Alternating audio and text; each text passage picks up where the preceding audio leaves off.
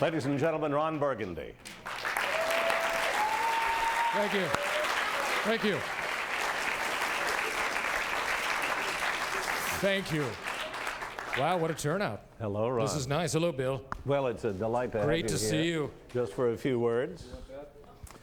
So, how does it feel having a movie made about your life?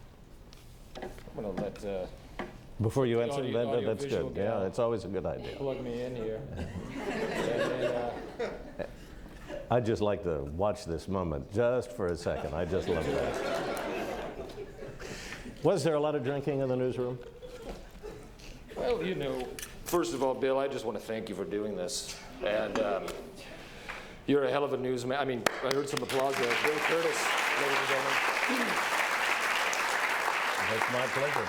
One of the greats. You continue to be the I great. might say that about you. And I wouldn't have sat in this chair if it was anyone but you. Aren't you nice? Aren't Tonight, you? I am an open book, so feel free to ask me anything. And, you know, I'm not going to pull any punches tonight. All right. Well, Just straight talk. Straight talk. Straight talk, that's what I like. You have just been immortalized. How does it feel? You son of a bitch. Going right for the jugular, aren't you? It's not a hard question. I'm sorry, Bill, you're right. I mean, overreacted. Very good. I mean, I'm very nervous right now. it's okay. Just settle down. Just settle down. We're friends. We can get through this. We can get through this. This will help as well. Being immortalized on film, I believe that's the question. Well, I don't mean this in a braggart sort of way, but a lot of great people have had movies made about them. Evel Knievel,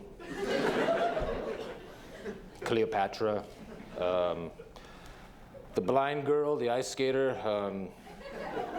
what's that? Ice dancers, ice queens, something like that. I remember those, and Yes. they were very big hits. And so I guess I'm in good company. I would say. It truly is an honor to have a documentary made about yourself with such complexity and great footage. I don't know how they got half of that. Somebody how had that a stuff. camera rolling. And accuracy, was it accurate? Was it accurate? Well, they toned down a lot of my sexual exploits, I have to say, because I was a demon. I was a demon. I still continue to be a demon with women and Men? and men, sure. Well, tell us about your homosexual exploits, if there were any. If there were any. Well, it's a newsroom. There were It is. It's the newsroom. It was the 70s. Yeah, there were only it was men. a looser time. There were no women in the newsroom. There were no women. And you were bonded. Let's see. I probably had about 11 homosexual experiences. I had a little fling with Warner Wolf, local sportscaster in the area. I don't know if Warner's here tonight. Let's go to the videotape. What was it? And I lived with him. I lived with him for 11 months up in Vermont. That it was no accident. But it was no accident, and yet I wouldn't call it a homosexual experience. It's just two guys talking about building model ships and sports and walking in nature without their clothes. I mean, that's pretty much it. It's understandable. It's understandable. Let's talk about Ron Burgundy. Where did you get your start? I was born in Hagelworth, Iowa, a town of about 300 people, which was on top of a coal mine. And we had a constant fire burning in the coal mine, which we could never put out. A lot of stray dogs in the town. Real dirty place to grow up. I'm the youngest of eight boys, and to this day I hate every single one of my brothers. I'm not going to lie to you. We were a competitive bunch. And I got my start in Tucson, Arizona. Of course, for 3 years I thought I was in Albuquerque, New Mexico. Because it's desert. It looks the same. The high desert country, which I know you love. I love it. I love it. I love it. It looks about the same. Yeah, New Mexico, and Arizona. then I got transferred to Denver for a half an hour, And then I got the call from Ed Harkin in San Diego, and the rest, as they say, is when in Rome. It's a big moment. So, Well, tell me, when you make love to a woman, yes. is it tender or would you describe it as rough? You're pulling out all the stops tonight, compadre. You're an open book. You're an open book. You son of a bitch. Well, I mean, I think that's a real personal question, but rough. Really rough. Any tips for the Scary, audience, for the young actually. journalists? A lot of screaming, a lot of yelling. That's before I even get into the bedroom. We're having a good time, aren't we, tonight? Of all the jungle cats, Yes. which would you compare yourself to? Probably a puma. Maybe a leopard. Ironically, though, I consider myself more of a jackalope, which is a fictional creature. It is a cross between a jackrabbit and an antelope. And if you're in the desert Southwest, there are postcards of jackalopes. I've seen them.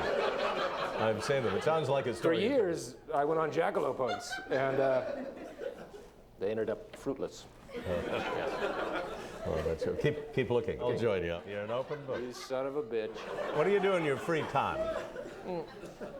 Free time, I like to relax. I have a 100-acre ranch north of Los Angeles in San Luis Obispo.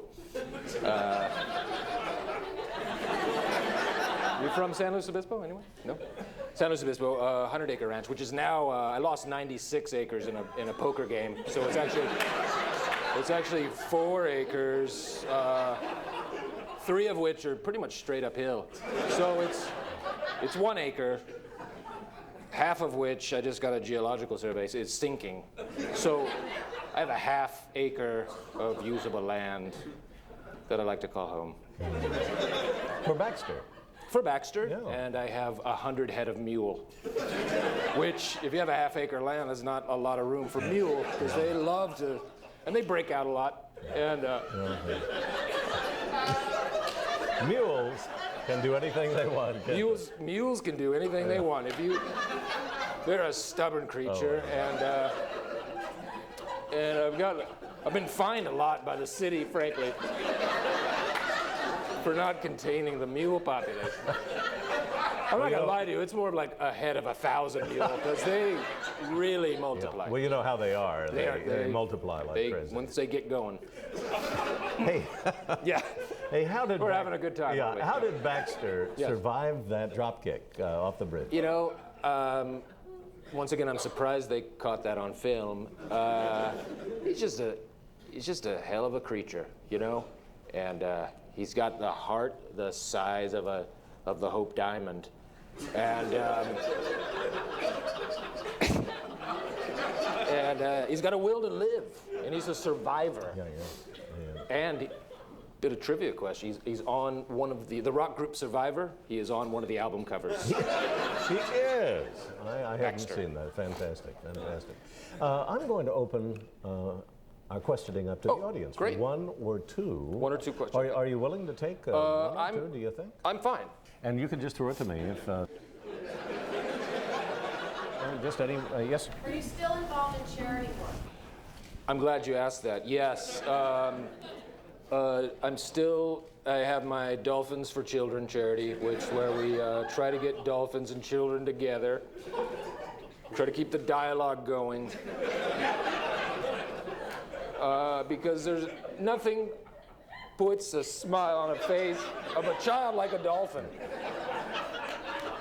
So once every month, I get a busload of children. We go down to either, well, we used to go to Marineland in the Pacific Palisades, but that got shut down for health reasons.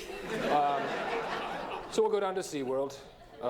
And I also got a buddy out in San Bernardino, a good friend of mine, Tom, who's got a couple sick dolphins in his bathtub. And I'll let the children let the children pet them, and we quickly get them out there because I think it is a health risk for the children.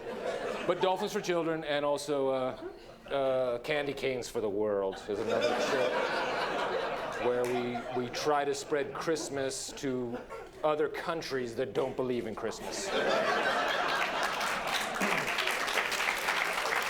It's so worth it. I want to thank you, if that's it. Bill, I don't want it to get awkward, but I would love to finish with an open mouth kiss with you. Maybe we save that. Let's save that. Okay. Never mind.